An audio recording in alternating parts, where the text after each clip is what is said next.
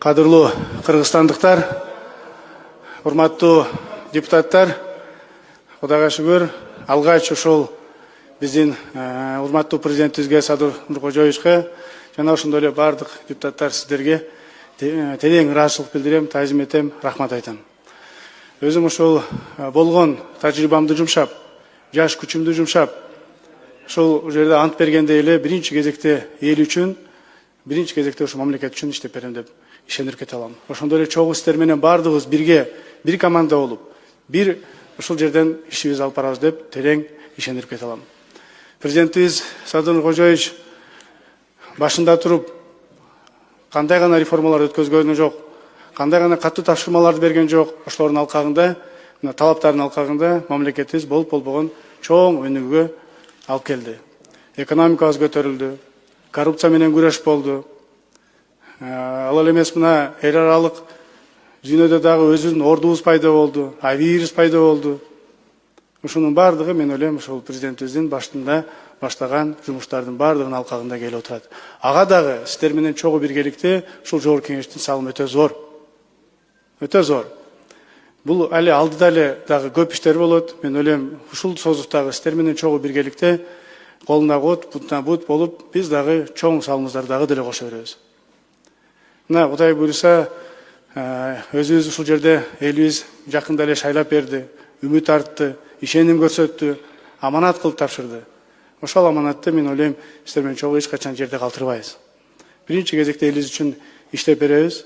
Анан айтып кете турган дагы бир жагдай, мамлекетибиз бир, ошол мамлекетти ар кандай бөлүүгө же бир башка бир ар кандай регион болобу, же меники болобу, же сеники болобу дебей, анын бардыгына бөгөт коюп, мына менин биринчи эле тапшырмам ушул жерде аппаратка ар бир депутатка бирдей мамиле кылуу.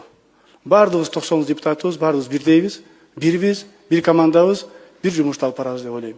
Ошондуктан эч кандай бөлүнүү сөлүнүү жок, бардыгына бирдей жакшынакай бардык кызматты ак кылып, анан албетте парламенттин дагы ишмердүүлүгүн дагы да жакшыртабыз. Мына Нурлан байке өзү канчалаган жакшы иштерди кылды.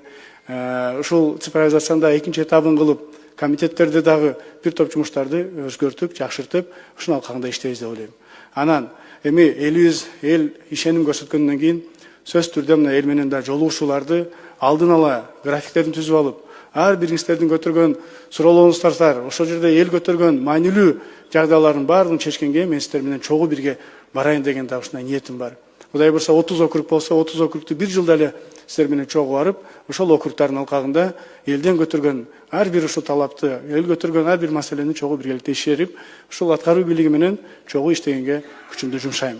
Кайсыл бир жагдайлар болбосун, мына аппаратка экинчи тапшырма, мына Кудай буйруса жума күндөрү, пятница күндөрү сиздер менен чогуу, эгерде оор маселелер боло турган болсо, аларды ошол жерде чече турган бир өзүнчө площадка түзүп, тегерек столдор өткөзөбүзбү, башка бир болобу, бир депутат көтөрөбү, 5 депутат көтөрөбү, же жалпы депутаттар көтөрөбү, айтор ушундай көйгөйлөрдү чогуу биргеликте иштегенге ушундай площадка түзүлөт.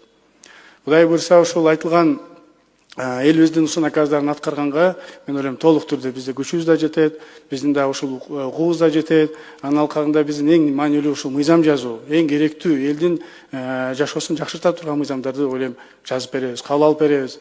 Ошолдон эле кабыл алган мыйзамдарды көзөмөлдөп беребиз. Анан ушул айтылгандай эле ушул элдин наказдарын дагы толук түрдө аткарганга мүмкүнчүлүктөрдү кылып беребиз деп ойлойм. Ошондуктан урматтуу депутаттар, урматтуу президентибиз Садыр Нуркожоевич, баардыгыңыздарга чын жүрөктөн дагы бир жолу ыраазычылык билдирем, рахмат айтам. Колдоп бергениңиздерге дагы бир жолу чын жүрөктөн рахмат.